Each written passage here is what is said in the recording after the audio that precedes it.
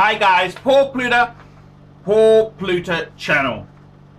Today I'm doing a paid review. This is for Jerry from Indonesia. Remember guys, like, subscribe and tell your friends. Jerry's a little bit on the cheap side. He's got a amazing wristwatch collection, but you think he'd send me a few extra bucks? No, that doesn't matter. We give good service no matter what. Hi Arch. Oh, remember, man cannot live on Google Ads, man. I can't live on Google Ads alone. I depend on paid reviews to keep me full-time on YouTube. Hi Arch. I am Jeffrey from Indonesia. And it's been 10 years I fell in love with collecting wristwatches. I am PayPaling you $22 US to make a video review as soon as possible. To make it short, I am planning to buy pre-owned watch, either a AUDEMARS PIGUET Royal Oak Offshore RB2. That's the Ruben Barrichello 2 titanium. Titanium? Is it titanium? Yes, it is titanium. Titanium at $38,000 US, or a Patek Philippe 5139G perpetual calendar at $42,000 US. When making the video review, please consider my existing 18 watches shown in the picture and the value that holds better between the two in the future. Your expert and honest review will be much appreciated. Warmest regards, Jeffrey from Indonesia. Yes, only 22 US, even though I'm filthy stinking rich. Okay, thank you, Jeffrey. Let's have a bit of a talk about this. Man, this guy has got some amazing critters in the range there. He's got a Patek Philippe 5980. That's a Nautilus chronograph. He's got a 5726. That's a Nautilus annual calendar. 5164 Aquanaut. 5130 World Time. He's got a 5327G. He's got a Lange 1. He's got some amazing Royal Oaks. Absolutely amazing Rolexes. Okay, let's get straight into it there. We don't have any room for fluff here. We're going to get straight to the point. Would I buy an AP RB2 titanium, or would I get the Patek? Very interesting equation here. And I got to be completely honest with you. My thought would be go with the Patek. And the reason I say that, I think you've already got a fair few funky Royal Oak offshore chronographs in your collection.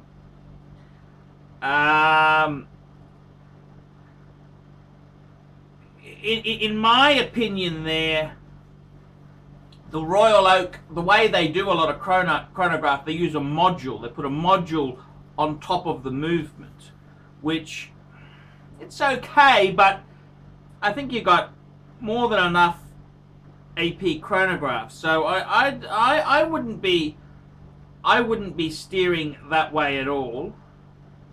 The other thing is, if you look at your Pateks that you've got there, 18 watches, Jesus Christ, it's good to be rich. You've conservative watches, like you've got 3 Pateks which are sports. Your conservative Pateks, you've really got the 5327 and the 5130. So you've got the World Time, the 5130 is magic. I would really say to you, if it was me, without a doubt, I'd be going 5139G. Definitely, it's a very conservative watch.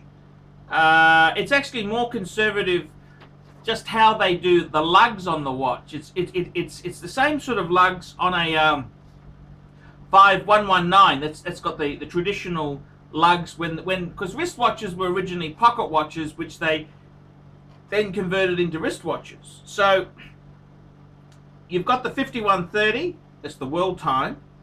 That's the model after my one.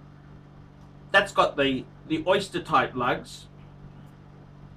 You've got the 5327G.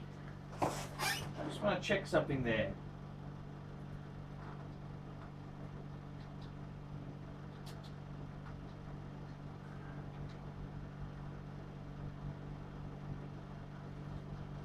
Five, 3, 2, 7. Just want to see this a bit more. This is yep. See, it's conservative, very conservative perpetual calendar, beautifully done. I think the 5139 would be the way I would go. My God, you've got a lot of money tied up in this here. This is a seriously rich collector. I was hoping you could flick me a little bit more than just $20 when you are so wealthy. I mean, I don't want to be an asshole, Jerry, but I mean, man, you've got a really fuck off collection, and it's a bit rude just to tip 20 when you've got so much good stuff. You should have tipped a bit more. A bit disappointed about that, Jerry. I must be completely honest, but I really think myself, those AP chronographs, I think you got more than enough.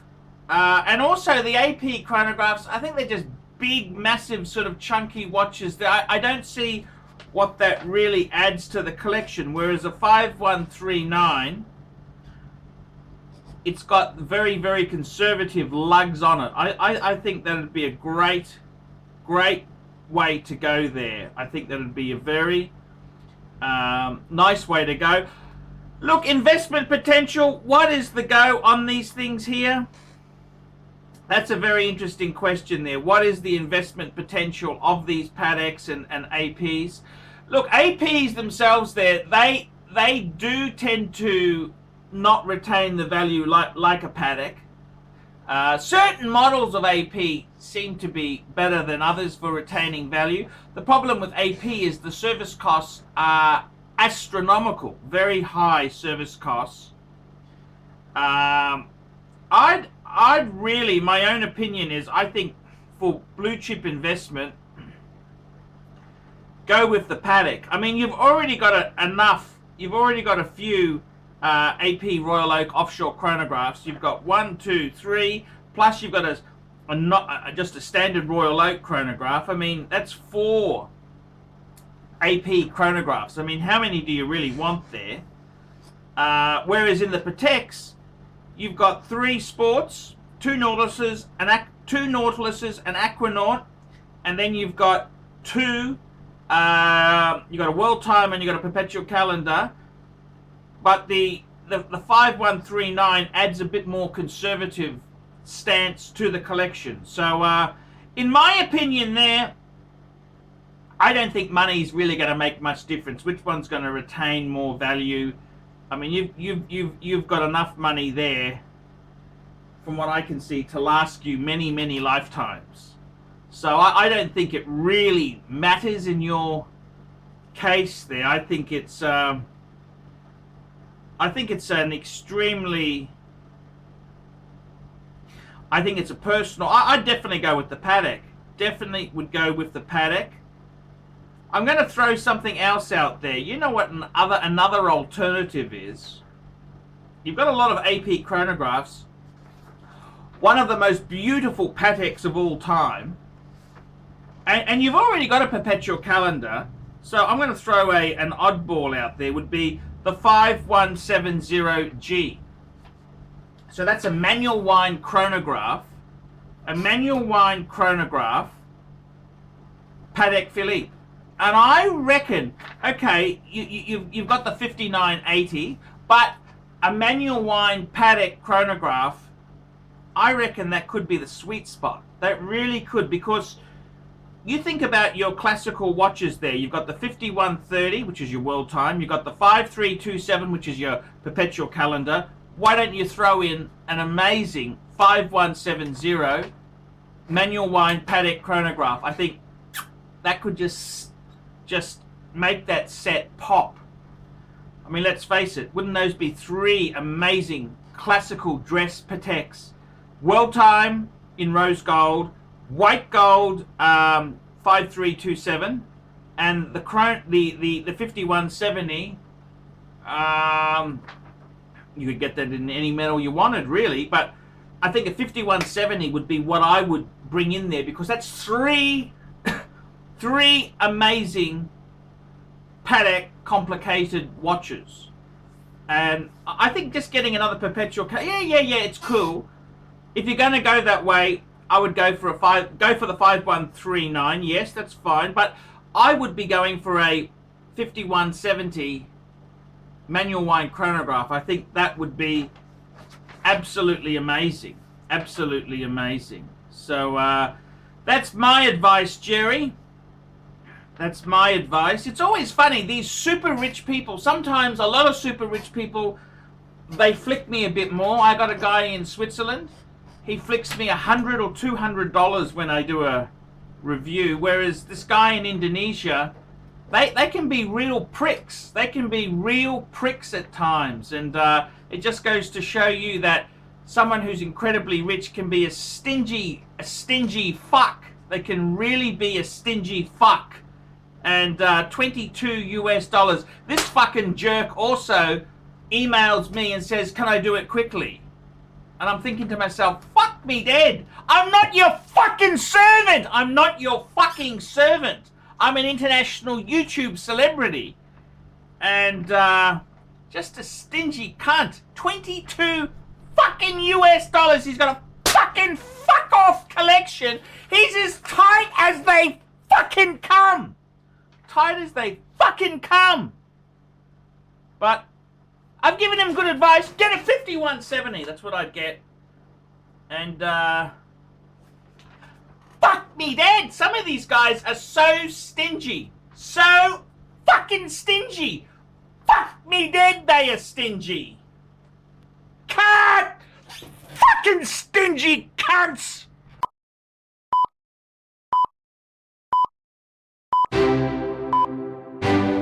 From the makers of the Archie Luxury channel comes a very special, full feature-packed docudrama for this holiday season. Archie Luxury, the movie. That's right, Archie Luxury, the movie. A telling story about a YouTube celebrity who learns that there are no really good friends. Archie Luxury learns many valuable lessons, including the seedy element of town is sometimes not the best to associate with. This is a heart-wrenching movie. The story, the trials, the tribulation of Archibald Chesterfield III. Go on the exotic tour with Archie Luxury as he takes you to exciting lands, exciting places, and learn some of the real truths about the human frailty and the human condition of greed, lust, power, and revenge. Archie Luxury, the movie, coming soon.